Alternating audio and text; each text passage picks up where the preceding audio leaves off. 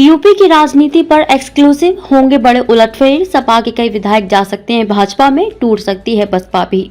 नमस्कार, मैं स्वागत करती हूं आपका यूपी न्यूज 24 में। आइए नजर डालते हैं आज के खास खबर पर।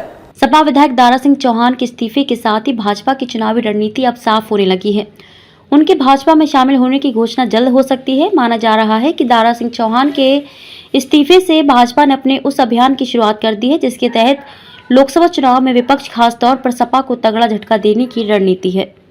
सूत्रों की माने तो सपा के कई और विधायक भी भाजपा के संपर्क में हैं। उनको साथ लाने के लिए भाजपा के कुछ नेताओं को मिशन पर लगाया गया है। दरअसल लोकसभा चुनाव में प्रदेश की सभी 80 सीटों को जीतने का लक्ष्य लेकर चल रही है। भाजपा पिछड़ी जाति को साधने की रणनीति पर काम कर रही है। इसके तहत ही भाजपा ने जहां दूसरे दलों के पिछड़े नेताओं को पार्टी से जोड़ने का अभियान चला रखा है, वहीं विधानसभा चुनाव के दौरान भाजपा से सपा में गए नेताओं को भी वापस लाने की भी मुहिम शुरू कर दी है। यूपी में वन मंत्री रहे दारा सिंह चौहान के इस्तीफे को भाजपा के इसी अभियान की कड़ी माना जा रहा है।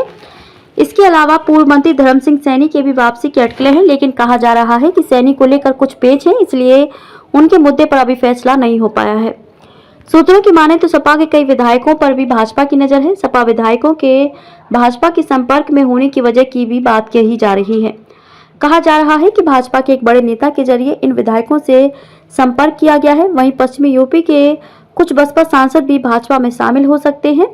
प्रदेश में दूसरे दलों के नेताओं को भाजपा में लाने के अभियान के तहत समन्वय जिम्मेदारी उप मुख्यमंत्री ब्रजेश पाठक और परिवहन मंत्री दयाशंकर सिंह को सौंपी गई है। रालोद से भी हो सकता है गठबंधन। विपक्षी एकता की मुहिम के जवाब में भाजपा ने भी एनडीए को मजबूत करने का अभियान चला रखा है। 2017 में भाजपा के साथ और 2022 में सपा के साथ विधानसभा चुनाव लड़ने वाले सुहेल देव भारतीय जनता पार्टी सपा को तो फिर से भाजपा के साथ आना लगभग पक्का हो गया है। वहीं सूत्रों का कहना है कि जल्द ही सपा के एक और सहयोगी रालोद के अध्यक्ष जयंत चौधरी भी सपा का साथ छोड़कर भाजपा के साथ गठबंधन कर सकते हैं। सूत्रों का तो यहां तक कहना है कि केंद्र के मंत्रिमंडल विस्तार में जहां जयंत को लिया जा सकता है, वहीं प्रदेश सरकार में ओम प्रकाश राजभर को भी कैबिनेट मंत्री बनाने की तैयारी है।